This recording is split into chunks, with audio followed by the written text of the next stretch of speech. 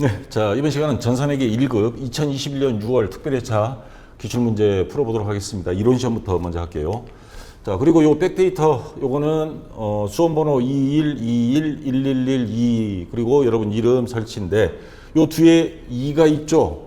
근데 그 다음 단계 실행하면 요 2가 사라져 버려요.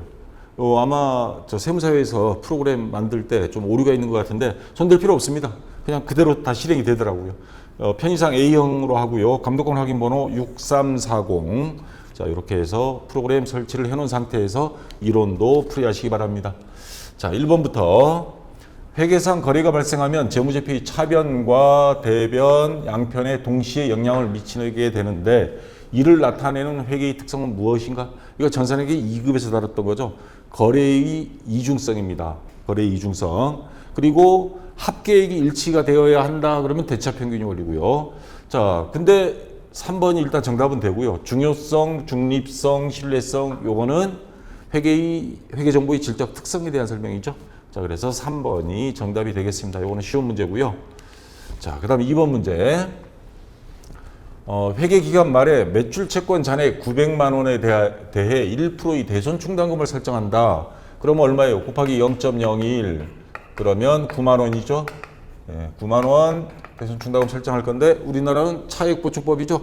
대손충당금 잔액이 5만 원 있어요. 그럼 여기서 5만 원은 빼고 나머지만 보충해주는 차액보충법. 그래서 4만 원만 대손충당금을 추가로 설정해주면 됩니다. 그러면 차변의 대손사각비 4만 원, 대변의 대손충당금이죠. 그래서 1번이 정답이 되겠죠. 자, 여기까지는 문제가 그래도 뭐 어렵지 않습니다. 자, 그 다음에 유형자산인 내용으로 옳지 않은 것. 자, 재화의 생산, 용역의 제공, 타인에 대한 임대 또는 자체적으로 사용할 목적으로 보유하는 물리적 형태가 있는 자산, 뭐 기계장치, 건물 뭐 이런 것들이죠. 자, 이건 맞고요. 1년을 초과하여 사용할 것이 예상되는 자산이다. 유동자산, 비유동자산 구분할 때 비유동자산에는 유형자산이 들어가죠. 비유동자산의 조건이 뭐예요? 1년 이상 현금화가 어려울 것. 그래서 맞는 말입니다. 유형자산이 취득 시 발생한 매입 할인이 있을 때 기계장치라든가 건물을 살 때 할인을 받았습니다. 그런 경우에는 매입 할인은 뭐 꼭 상품만이 되는 게 아니에요. 뭐 비품, 프린터기 살 때도 특별 할인 받을 수 있잖아요. 그런 경우는 취득 원가에서 차감한답니다. 하지 않는다 하면 틀린 겁니다. 요걸 뺀 순수하게 돈 주고 사온 금액이 장부가액이 되는 겁니다. 그래서 3번이 정답이 되고요. 유형자산이 반대로 취득세 등 취득과 직접 관련된 세금, 공과금 이런 게 있으면 이거는 취득원가에 더해준다. 맞습니다. 그래서 3번이 정답이 되고요. 자, 4번 문제.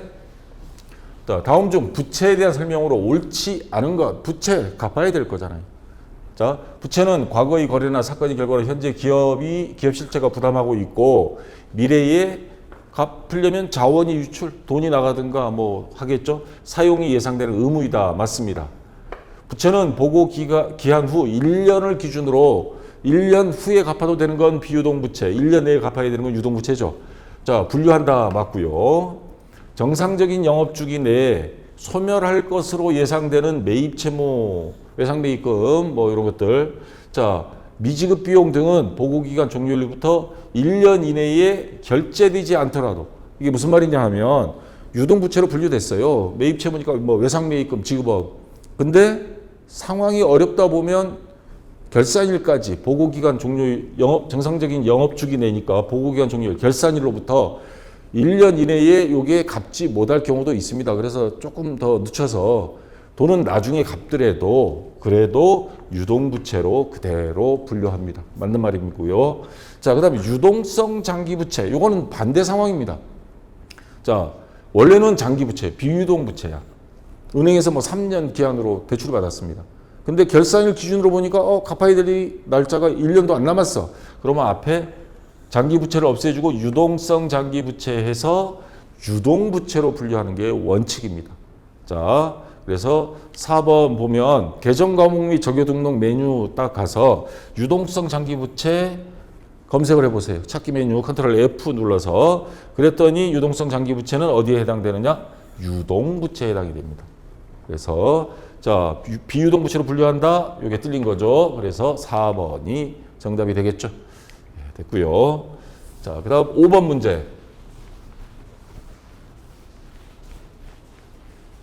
자, 다음 자료는 2021년도 말 재무상태표의 자본과 관련된 자료이다. 이를 바탕으로 2021년도 이익잉여금이 합계를 구하시오. 이런 문제 나오면 땡큐입니다. 자, 요거는 문제 있는 게 아니고 제가 참고로 갖다 놓은 건데 개정과목 적용 등록 메뉴에서 이익잉여금 딱 검색하면서 문제 같이 보세요. 자, 이익잉여금의 합계를 구하시오. 자본금은 이건 뭐 말 그대로 자본금이니까 해당 없고요. 자기 주식 해당 없습니다. 이익준비금 여기 있잖아요. 이익잉여금 항목에 351번. 자, 얘는 이익잉여금입니다. 임의적립금 여기 봤더니 있어요. 355번에 이익잉여금 항목입니다. 자, 얘 20만 원 더해 줄 거고요. 감자 차익 없습니다. X 자기 주식 없고요. 주식 발행 초과금 이건 자본잉여금 항목 여기 없습니다. 미처분 이익잉여금 이익잉여금 있죠? 미처분 이익잉여금 여기 377번 이거 좀 밑에 있습니다. 제가 이게 잘라서 연결시켜서 갖다 놓은 거니까.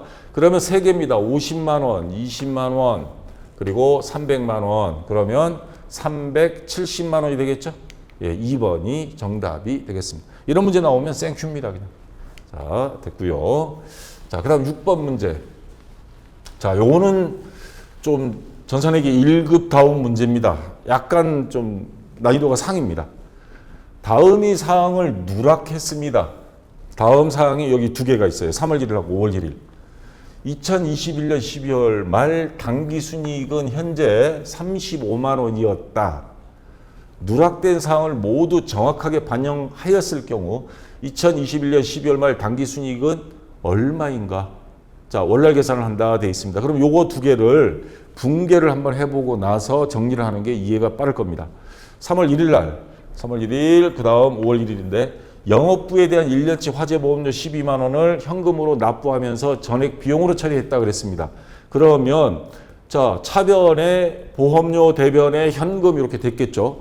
근데 기간 미경과에 대한 부분을 결산 시점에 회계 담당자가 누락했습니다. 만약에 요거를 했다 그러면 12월 31일 요거를 한다 그러면 우리 결산 정리 사항 있죠?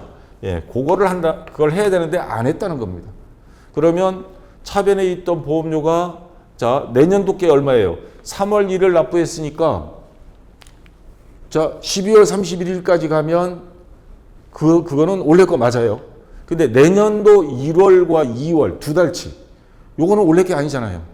이건 내년 장부의 보험료로 가야죠. 그러니까 차별의 보험료 12만 원 이렇게 했던 것 중에 비용이 발생 취소 얼마? 두 달치. 내년도 1월과 2월. 그래서 자, 보험료 2만 원. 자, 1년치가 12만 원이니까 두 달치니까 2만 원이죠. 그러면 차변에 선급 비용이 되겠죠. 선급 비용 2만 원. 자, 이렇게 해서 비용 발생을 취소시키는 겁니다. 비용을 줄인다라고 하는 거는 뭐예요? 비용이 적어지면 이익은 많아질까요? 적어질까요? 이익은 많아지겠죠. 비용이 적게 나가니까. 인건비, 알바생 2명 쓰다가 1명 안 써요. 그러면 사장님이 고생은 하겠지만 이익은 많아지잖아요. 인건비가 안 나가니까. 자, 비용이 발생 취소가 됐으니까 그러면 요 단기 순이익에 2만 원은 더해 줍니다. 그러면 37만 원이 되겠죠. 자, 그다음 5월 1일 거래처에 1년 후 회수할 목적으로 500만 원을 대여 빌려주면서 돈을 빌려준 거예요. 선이자 30만 원을 차감했습니다. 1년 기한으로 빌려주는데 30만 원 선이자, 이자 수익을 먼저 땡기는 거예요. 무슨 조폭도 아니고 이자를 먼저 다 떼버렸어요. 1년치를. 전액 수익으로 처리했습니다. 그러면 5월 1일 날 분계는 자, 이자 수익 30만 원이 대변에 있었겠죠. 근데 보통기금에서 2차 했으나 기간 미경과분에 대한 이자를 결산 시점에서 회계 담당자가 누락했다. 요거 만약에 12월 31일 날 분계를 한다면 자, 빌려준 날짜가 5월 1일이에요. 그러면 이거는 원래 5월 1일부터 내년 4월 말까지입니다. 그러면 12월 31일까지 날짜가 지난 거는 원래 거 맞아요. 이자 수익. 근데 내년도 1월부터 4월 말까지 넉 달치는 이건 내년도 수익입니다. 원래 장부에 있어서는 안 되겠죠. 그래서 자, 차변, 대변. 자, 대변에 있던 이자 수익, 수익이 발생이니까 그 얼마예요? 30만 원 중에서 자 30만 원 곱하기 12분의 넉 달치 4 그러면 얼마가 나오죠? 30만 원 곱하기 12분의 4 자, 요거 계산을 했더니 10만 원입니다. 10만 원. 예. 10만 원. 요거는 원래 수익으로 놓으면 안 된다. 그래서 대변에 있던 임대료가 수익 발생 취소, 차변으로 와서 임대료가 됩니다. 임대료란다. 이자 수익. 이자 수익이 됩니다. 이자 수익 10만 원을 취소시키는 겁니다. 수익 발생 취소. 그럼 뭐예요? 이거는 먼저 받은 거 선수 수익이 되는 겁니다. 10만 원. 자, 요거는 수익 발생이 줄어드는 거예요. 아까는 비용이 줄어들었는데 이번에는 요 수익이 줄어든 겁니다. 얼마? 10만 원. 수익이 줄어들면 당기순이익도 줄어들겠죠. 자, 그러면 이번에 요 10만 원은 빼줘야 됩니다. 당기순이익에서. 그러면 전체적으로는 8만 원 줄어들죠. 35만 원에서 8만 원을 빼면 얼마예요? 27만 원. 당기순이익은 최종적으로 줄어들었습니다. 27만 원. 그래서 정답은 1번이 되겠죠. 자, 조금 생각을 아차하면 바꿔치기 될 수 있으니까 그 수익 비용의 이연비 예상 그 문제예요. 사실상 그거 잘 여러분들 이해를 하셔야 됩니다. 자, 그다음 7번 문제입니다. 자, 또 계산 문제가 나왔는데 요거는 뭐 2급 전산회계 2급 수준 문제가 나왔습니다.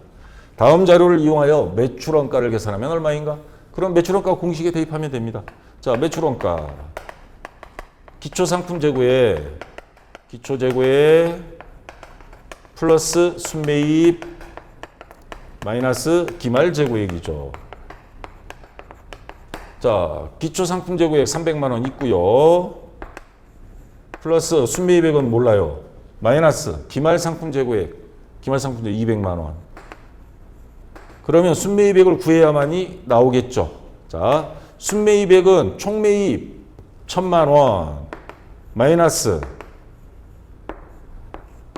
자, 매입 할인, 매입 환출 및 내누리, 매입 할인 이건 다 빼야 되는데 여기 운반비가 있어요. 그러면 자, 여기다가 운반비는 더해야죠.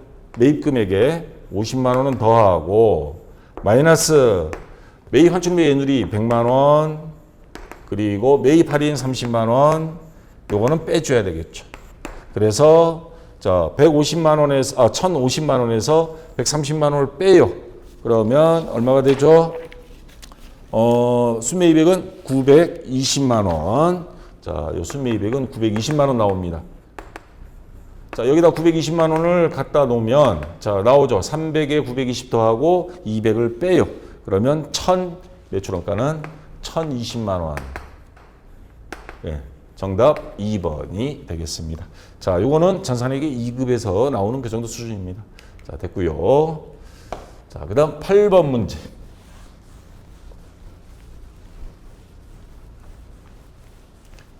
자, 무형자산에 대한 문제가 나왔는데 이것도 뭐 그렇게 복잡하게 나오지 않았습니다. 자, 무형자산으로 볼 수 있는 것을 모두 고른 것 특허권 해당이 되고요. 신용신한권 들어가죠. 근데 임차보증금은 아니죠. 그 다음에 영업권만 있었다면 되는데 내부적으로 창출한 건 안 됩니다. 반드시 돈 주고 사온 거. 다른 회사를 합병할 때 그럴 때 돈 주고 사온 것만 아니고 내부적으로 창출한 건 안 됩니다.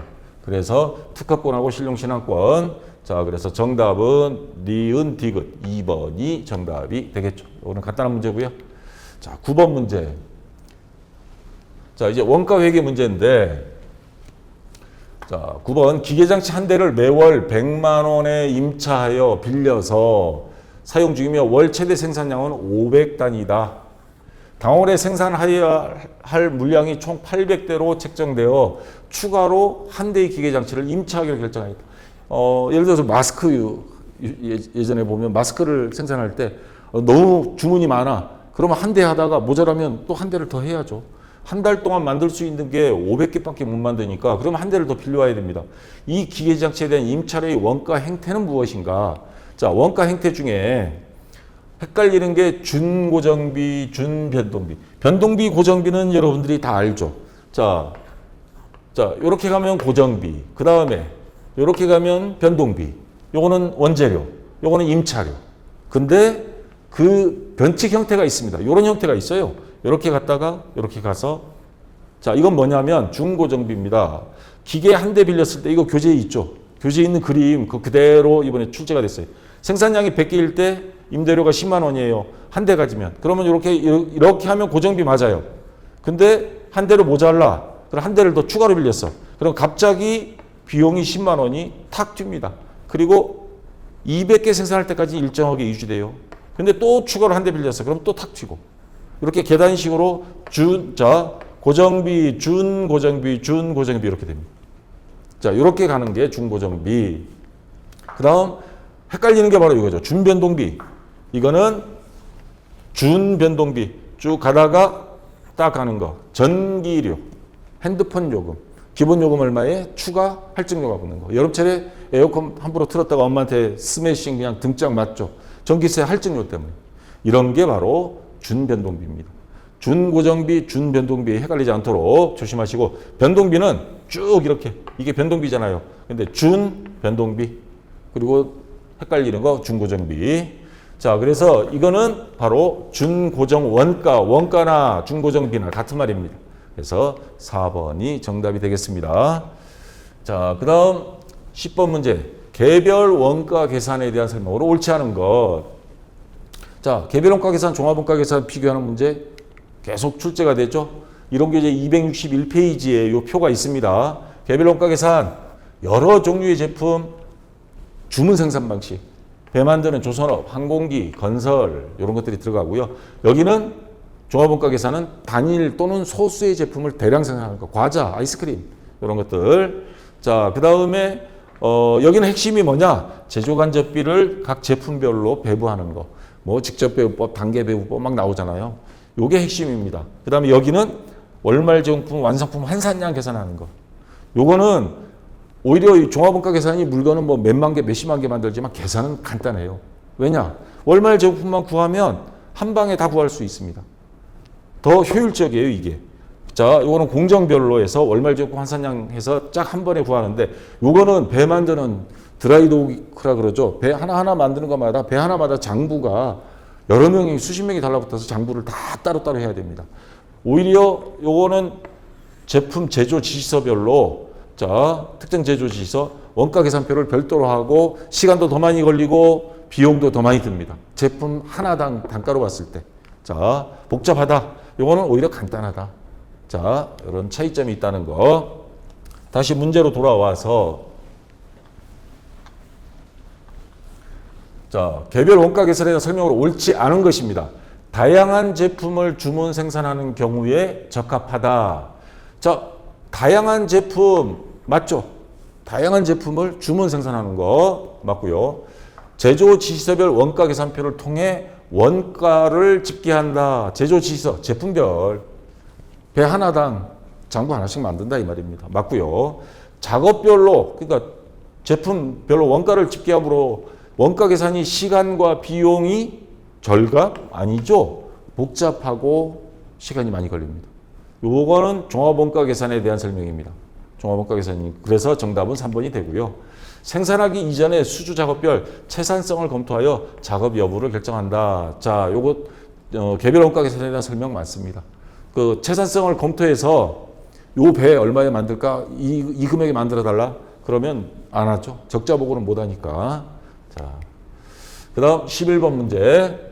제조간접비 배부는 대부분 예정 배부가 많이 나왔는데 이번에는 예정 배부는 안 나왔어요. 실제 배부가 나왔습니다. 다음 중 제조간접비 발생액은 160만 원. 실제 작업 노동 시간은 10,000시간. 이 중 제조 지시서 넘버 1, 그 1번 배 만드는 거라고 생각하면 돼요. 제조에 투입된 시간은 520시간이다. 자, 회사가 제조 간접 원가를 직접 노동 시간을 기준으로 실제 배부하는 경우 제조지시서 넘버 1에 배부될 제조 간접비 원가는 얼마인가? 자, 이 회사는 뭐 제품 종류가 넘버 1, 2, 3, 4 뭐 여러 개 있다고 쳐요. 근데 전체 제조 간접비는 160만 원이고 전체 실제 작업 노동 시간은 10,000시간이니까 그럼 160만 원 나누기 10,000시간 이렇게 하면 배부율이 나옵니다. 그러면 얼마요? 160원?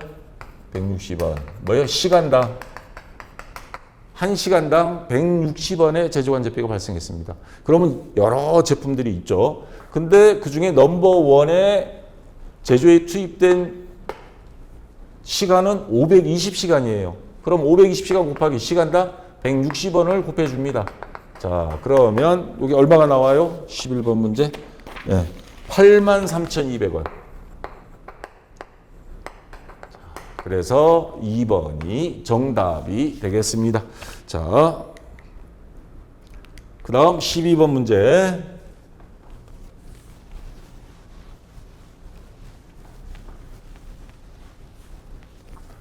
단계 배부법을 이용하여 제조관제비 배부하는 세 가지가 있다고 그랬죠. 직접 배부법, 단계 배부법, 상호 배부법.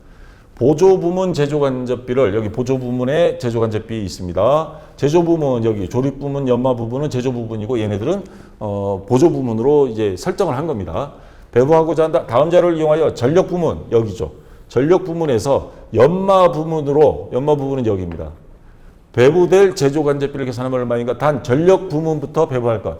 얘를 먼저 여기 보내고 그 다음에 포장부문은 전력부문에는 안 주고 단계 배부법이니까 얘를 그 다음 두 번째 배부하는 방식. 이게 단계 배부법입니다. 상호 배부법은 서로 보조부문끼리도 한 번씩 주고받는데 이건 한 번만 해요. 자, 그러면 30만 원을 나눠줄 건데 전력부문 배부 기준. 자, 전력부문 동력 공급이 여기 조립부문에 150kW, 연마부문에 50, 포장부문에 200이에요.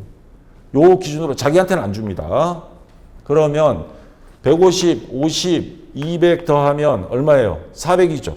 전체 400분의 그 다음에 연마 부분에 나눠줄 금액이 얼마냐 그랬으니까 연마 부분의 배부 기준은 50kW예요. 50 곱하기 얼마? 30만 원을 나눠줄 겁니다. 그러면 자 얼마가 나오죠? 400분의 50 해서 계산하면 37,500원. 37,500원. 자, 30만 원 중에 37,500원은 여기로 줄 겁니다. 그래서 정답은 1번이 정답이 되겠죠. 자, 그렇게 어려운 문제는 아닙니다. 요거 잘 찾기만 하면. 자, 그다음 13번 문제. 자, 또 이제 13번부터는 부가가치세인데 계산 문제가 나왔습니다. 다음 자료 위에 부가가치세법상 일반 과세 사업자의 부가가치세 매출세액을 계산하면 얼마인가 그랬습니다. 자, 총 매출액이 1,000만 원. 다음과 같이 구성되었다. 일반 과세 매출액이 800, 영세율 매출액이 200. 근데 이 영세율은 곱하기 0이 0%예요. 이게 제로입니다. 얘는 세금 안 냅니다. 자, 요 800만 원에 대해서만 10%죠.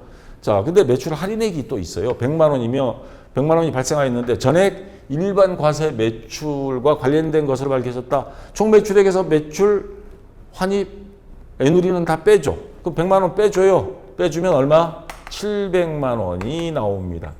자, 이게 과세 표준이 되죠.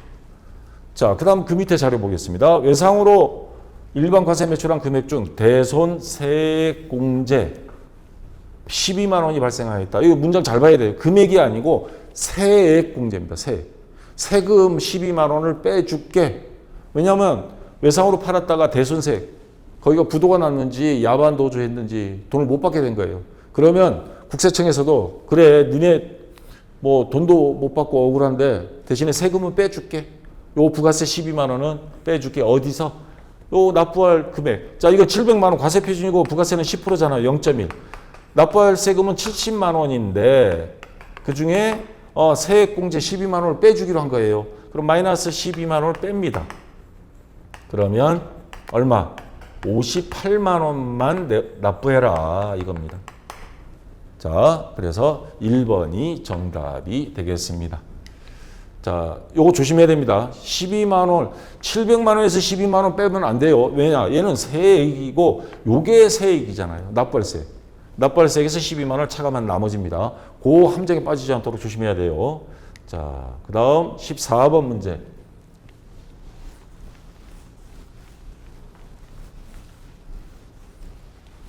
자, 이것도 종종 나오는 문제인데 다음 중 재화의 공급 시기로 옳지 않은 것. 언제 어떤 경우에 이거는 판매로 본다. 그래서 부가세 과세 표준이 된다 하는 겁니다. 현금으로 팔거나 또는 외상으로 팔거나 판매되면 이건 재화가 소비자한테 넘어갔을 때 요거 맞고요. 그 다음에 내국 물품 외국으로 보낼 때, 수출할 때 요거는 배에 실는 거, 선적일, 비행기, 삼성 반도체 같은 경우는 배로 안 갑니다. 비행기로 가죠. 그건 비행기의 줄임말을 해서 기적일. 배로 실어 보내면 선적일, 예, 선적일, 기적일. 기적일이 뭐예요? 그래가지고 지난번에 질문 왔길래 배에 싣거나 비행기에 실은 날을 기준으로 봅니다. 맞고요. 재화의 공급으로 보는 가공인 경우.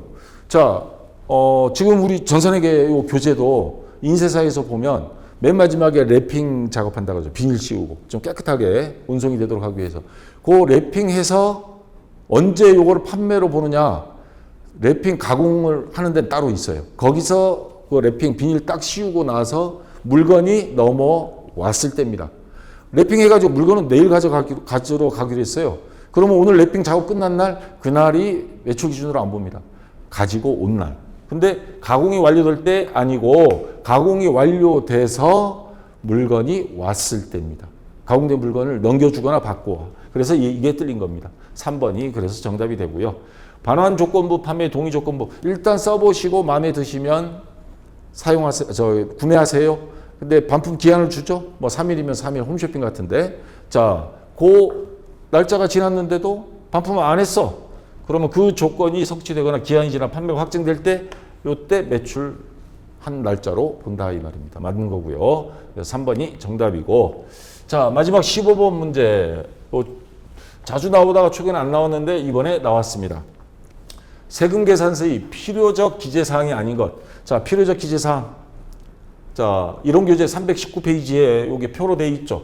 요거는 필요적 기재사항 필수다. 공급하는 사업자의 등록번호, 성명, 명칭. 공급받는 자는 사업자 등록번호만. 그 다음에 얼마 부가세. 작성 연월일. 요거 헷갈리게 자주 나옵니다. 공급 연월일 이렇게 나올 때가 종종 있어요. 연월일.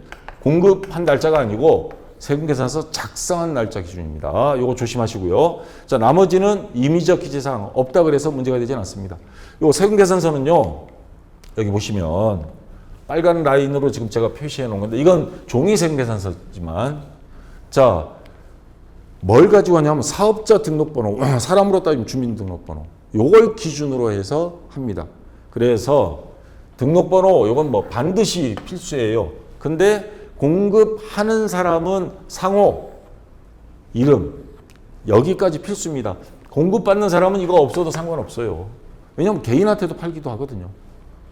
자, 그 다음 작성연월일, 그 다음 얼마, 부가세 얼마. 요것만 있으면 나머지는 뭐 생략이 돼도 상관은 없습니다. 요게 필수인데 헷갈리는 거는 자, 공급받는 자는 상호 성명이 필요 없다. 공급하는 사람만 있으면 되고 사업자 등록번호는 반드시 양쪽 다 있어야 되고 작성한 날짜, 세금에서 작성한 날짜, 공급 날짜가 아니고 그리고 얼마인지를 알아야 부가세를 부과하죠. 자, 요게 필수입니다. 그래서 공급하는 사업, 공급하는입니다. 받는 사람이 아니고 하는 사람이 사업자 등록번호, 성명, 명칭 반드시 다 들어가야죠. 자, 공급 연월일이 아니고 작성 연월일 맞습니다. 그 다음에 공급 가액, 금액, 부가세 10% 반드시 알아야죠. 공급받는 자는 사업자 등록번호만 있으면 됩니다. 상호, 성명, 주소 이거 없어도 상관없습니다. 그래서 필요적 기재사항이 아닌 것 3번은 임의적 기재사항입니다. 자, 그래서 3번이 정답이 되고요. 자, 혹시 유튜브에서 보시는 분들 질문을 유튜브에 하면 제가 거기까지 답변할 여력이 안 되니까 반드시 박쌤 전산에게 네이버에서 여기 들어오면 굉장히 많은 질문 답변들이 있습니다. 그거 검색해서 보셔도 되고 여기 질문 올리면 제가 바쁘면 다른 분들이 답변을 해줍니다. 여기를 이용하시고요. 이론은 여기까지 끝났는데 대체적으로 항상 특별회체가 어려웠어요. 최근에. 근데 이번에는 앞에 96회 강의 보신 분들은 특별회체가 쉽네 라고 아마 생각하실 겁니다. 이번에는 아마 특별회체 합격률이 조금 더 나올 것 같아요. 이론 시험 기준으로 본다면. 자, 여기까지 이론은 마치고요. 좀 쉬었다가 다음 시간에 이어서 실무시험 같이 하도록 하겠습니다. 자, 수고했습니다.